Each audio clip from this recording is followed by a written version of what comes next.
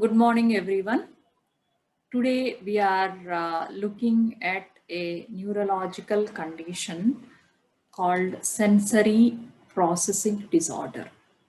Sensory processing disorder is a kind of umbrella term for a number of neurological conditions related to processing of the sensations. So every child likes active games, music, dramas, enacting, outdoor games. But there are some set of children where they find these activities as a task or as an effort, so which come under this sensory processing problems. So generally, under sensory processing, the central nervous system and as well as the associated spinal cord and the neurons, these are the main sensory processing devices that are there in our system. So in sensory processing disorder, there is an ineffective way of receiving as well as responding to these sensations that are coming from body in the environment from different sensory organs like seeing or hearing or touch sensations. So in these children, this receiving as well as processing capacity is being disorganized, and hence they are unable to adapt to new learning, unable to discriminate one kind of sensation from another sensation, and hence their goal directed or purposeful behavior development or learning is being disturbed in these kind of neurological uh, problems. So we'll look at a short video and then come back to the remaining details.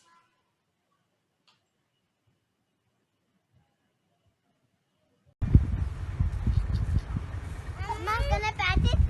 Yeah. Yes, sir. Mama, where's mine? It has disappeared. No, I'm calling that dogs. The dogs, they will not come. That dogs. Check. Oh, this one is also strong. See, Mama, see, this one is also strong. They both are strong. The small one and the big one is so strong. Don't scratch it. Okay. In this short video that you have seen just now, you have seen two young kids playing with the puppy dogs here. So there's nothing unusual that they are patting the puppies and then they are trying to run after them and then trying to play around them without disturbing their environment. So this looks a very natural kind of a scenario, but for a sensory processing disorder child, this can be little different.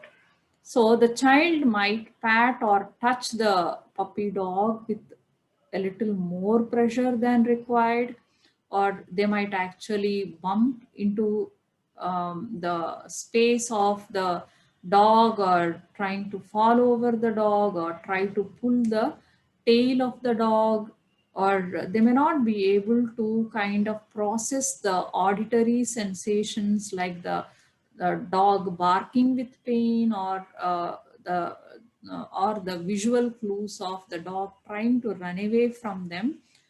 It might take a long time for a child with sensory processing disorder, or maybe several episodes for them to kind of understand these various cues that are there in the environment, mainly having difficulty in the sensory discrimination problem. So, looking at the sensory processing disorder proper, it is put under different headings. Before moving on to the details, even though it is a neurological condition, the reason why as a psychologist, clinical psychologist, I wanted to present this particular condition. There are important, main idea behind that is that many of the doctors, parents, teachers, and mental health professionals as well have difficulty in diagnosing this sensory processing disorder. Often the child's behavior of low self-esteem or unwilling to participate in the childhood activities is considered to be part of a behavior problem or an emotional problem or learning disability problem. So in order to bring some amount of understanding into different kinds of population, I wanted to bring in this particular condition. And often there is a misdiagnosis that the child having learning problems or autism or having problems with the Asperger's kind of different other psychological conditions. These children are not having an intellectual disability. They are very good. In fact, they may be superior in intelligence. They don't have disabilities like cerebral palsy kind of thing, but it is mainly the inability of the processing of the central nervous system that is giving rise to these kind of difficulties in these children. So that is the main purpose of presenting this particular video. So going into the details of sensory processing disorder, it is mainly put under 4 headings. I shall briefly narrate very briefly about each header, and then at the end of the video I have projected 2 sets of slides. One is mainly to distinguish a child having a sensory processing disorder by mainly marking them as rarely, sometimes, and mostly, or by giving them a mark of 1, 2, 3. So if most of the times it is the higher number or it is coming as most often, then we have to look at whether the child might be showing more kind of signs and symptoms of sensory processing disorder.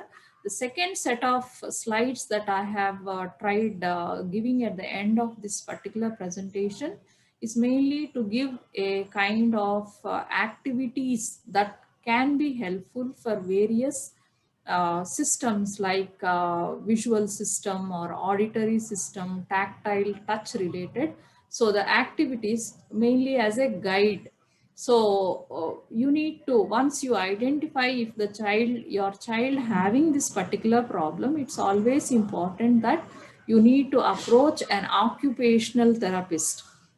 This is mainly a program. The treatment is mainly the program given by an occupational therapist, which is tailor-made based on the child's problem with the different sensory, which sense is involved, more concentratedly involved. Generally, there are more than one sense involved in any child diagnosed to have this sensory processing disorder. So it is a tailor-made program which is mainly fun-filled activities that the parent can kind of organize at home. To some extent in the school, these are the activities we usually call as sensory diet, which we will go towards the end of this presentation. So coming into the details of what is this sensory processing disorder, we shall divide them into 4 headings. So sensory modulation problems. Here, the child have difficulty in regulating the sensations that are coming in through the different sense organs. There are again 3 headings under this sensory modulation. Sensory over responsivity. Here the child has a lot of sensations, as if the tea kettle is kept on a high flame with too many sensations pouring in, and then the child have difficulty in filtering out the sensations coming from different sense organs and unable to respond appropriately. So this is sensory over responsivity coming under sensory modulation problem. Again, the second sensory modulation problem is sensory under responsivity. Here the child have is more kind of less active, and then is already exhausted with kind of, and then the child needs a little more kind of stimulation in order to respond to the sensations. So here mainly the child is under responsive, and then it's like even though the child understands that he has eaten satisfied his stomach fully, he's unable to regulate the food, and then he might actually overeat. So that is one thing. And then misinterpretation of the environmental clues, or unable to process the environmental clues. These children miss out on the non-verbal and gestural as well as the facial expressions. The communication made by facial expressions and gestures is a miss on these kind of under responsive children. They unable to kind of process this kind of responses or communication. So the third type is the sensory craving type, again comes under sensory modulation problem, where they are actually craving for more of the one or two kind of systems. The craving, whether visual or touch sensations, they'll be craving more, or can be motor kind of sensations, where they might be exhausted but still they are unable to stop these activities. In spite of being exhausted, they might still want to vigorously kind of do some certain sensory stimulation activities, as if they are, the central nervous system is craving for that particular kind of stimulation. So these are the three kinds of conditions come under sensory modulation problems. And the second one is the sensory discrimination problem. In sensory discrimination, as the name says, in the previous video, the children have no difficulty in kind of learning or adapting to the environment of the dogs. If they are moving away, they are able to easily mold and move on, and then play with them in a coordinated way. But here in sensory discrimination, the child is unable to do this new learning by able to discriminate the information that is coming from different senses simultaneously. So because of which the child have difficulty in learning short attention span. So here a little about the learning. There are different kinds of learning that comes in the way in an ordinary situation, where one is adaptive learning, like how I have explained just now based on the video. Based on the environmental changes, one is trying to make and adopt to the and then able to learn. Like let us say that if the child is pulling the tail of the puppy dog, and the puppy dog is groaning with pain, a child with sensory problems may be missing out on the auditory as well as the pain sensations, the pain receptors, or the auditory clues that are there heard is a miss out by these children. Or the visual kind of clues, like the puppy dog running away from them with pain, is also a miss out. Whether these children will never learn, it takes several kind of exposures for the children to actually understand and regulate and respond appropriately to these kind of petting dogs, or any kind of new adaptive learning. So other kinds of learning is motor learning, where simple motor skills are learned before moving on to complex motor skills, like drawing or scribbling with the crayons, before actually the child starts learning how to do the writing skills with the pen or pencil. And also other kind of learning is academic learning, where learning of different concepts and then a kind of using visualizations and learning through different kind of material, all this involving complex kind of learning process will be difficult because of the sensory discrimination by these children.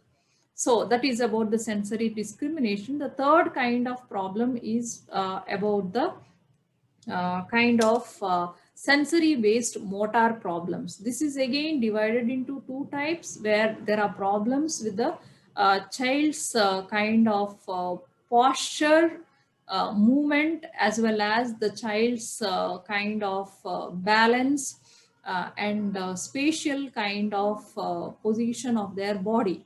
So here one is problem with the muscle coordination. The child might actually droop and then try to kind of walk a little clumsy and not very coordinated in their gait. So here there are problems in kind of bilateral coordination, where using both the hands together for doing an activity, unilateral coordination, where using one side of the body, in one of the slides, I have kind of given a picture of a child using a kind of manual grinding stone, the olden days grinding stone for making the floor, where the child having difficulty, uh, having difficulty in using one side of the body, and it is also the crossing the midline. Midline, there is a left and the right side of the body. Crossing the midline is where they actually unable to see one side of their kind of they completely ignore. Let us say that if the child is sitting like this, they might ignore the complete right side of their body. When they are doing a drawing also, they might only do the drawing on the one side of the paper, ignoring the other side. So problems related to bilateral, unilateral, as well as crossing the midline problems. These are the problems that come under the postural kind of problems. And there are other kind of problems called praxis, where doing an action or doing a kind of acting or doing an action or learning activities, where the child having problems, and then it's also problems in their balance. Like let us say that if they have to kind of mm, uh, uh, balance something, balancing kind of activities, like swinging activities, where for them, where they are positioned in the space is also a difficulty for them to figure out whether their feet touching the ground. All these problems are related to the action related and spatial kind of problems that come under the praxis kind of action related, movement related, balance related problems.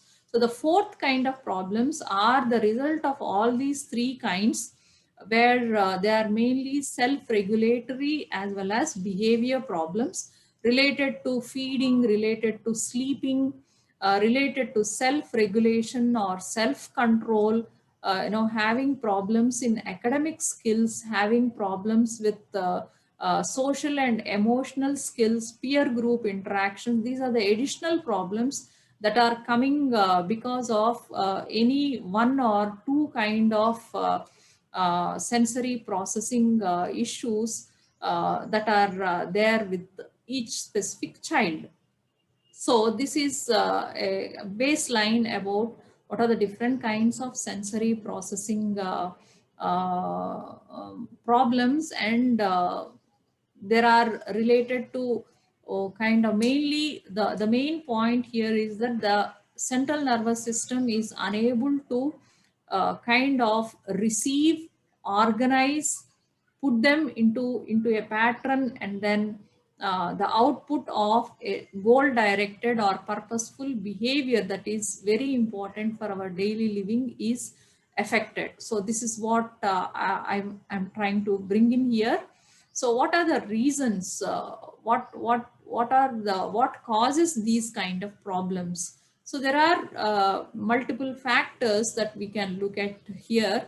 So hereditary predisposition is one factor where there can be a parent with these sensory processing problems, or there can be a close blood relative having indicating a kind of vulnerability factor.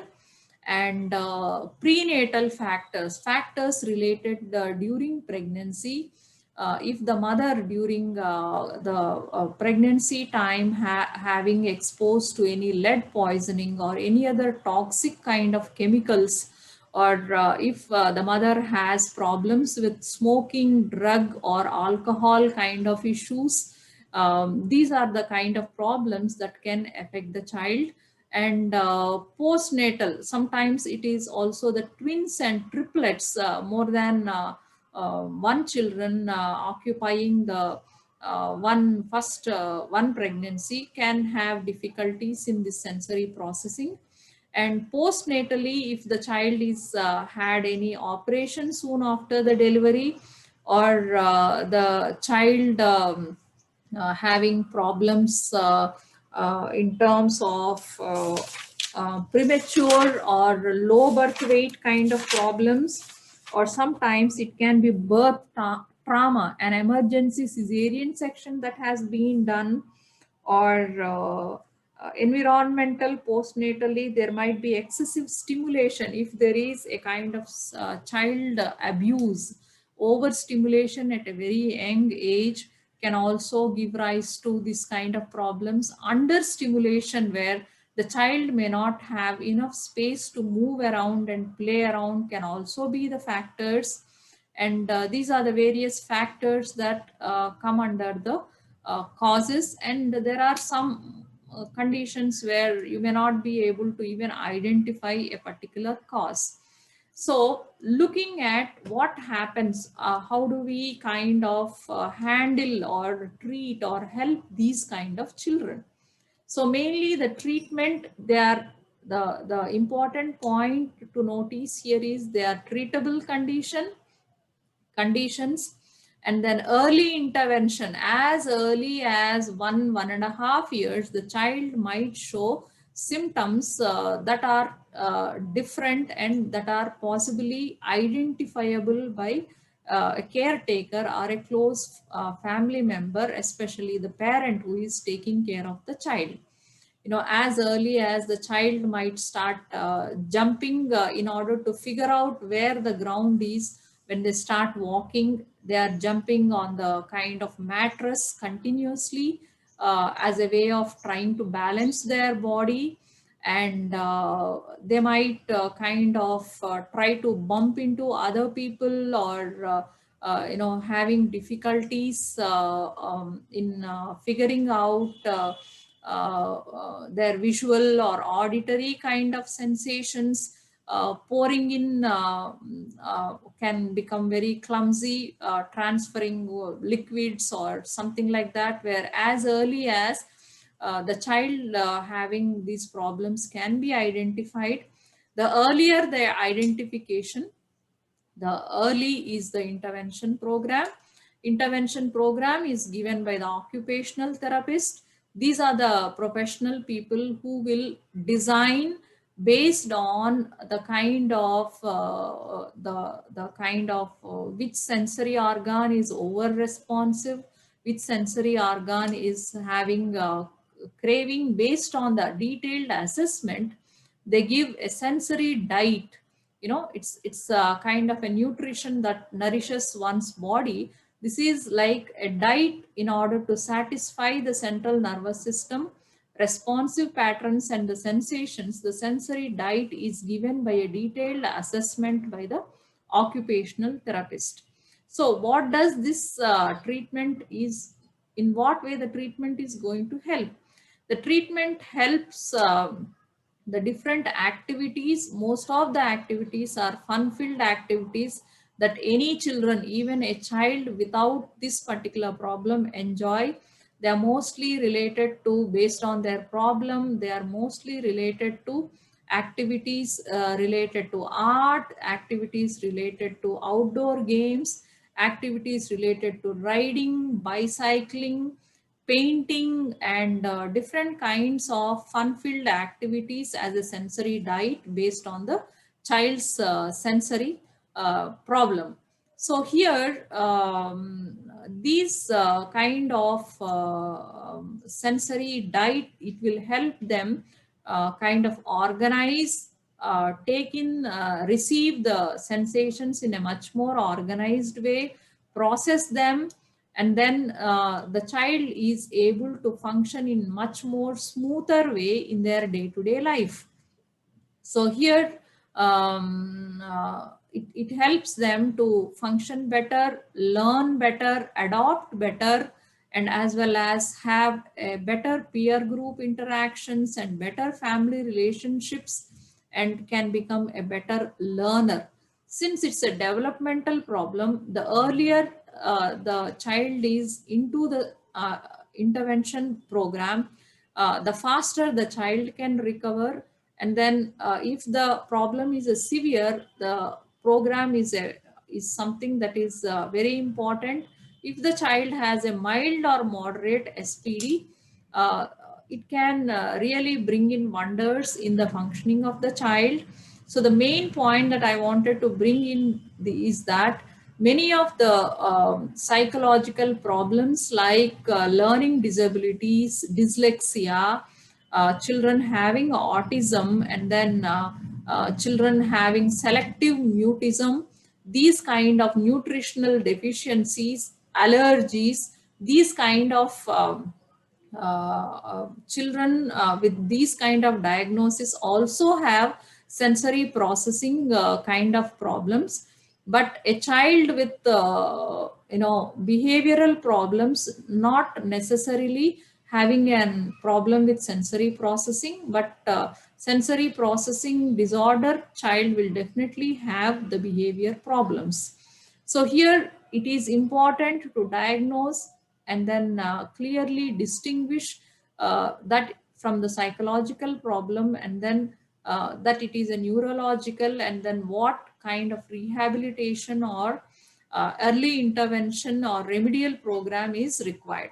So it helps them in, there are activities that calm the child's nervous system.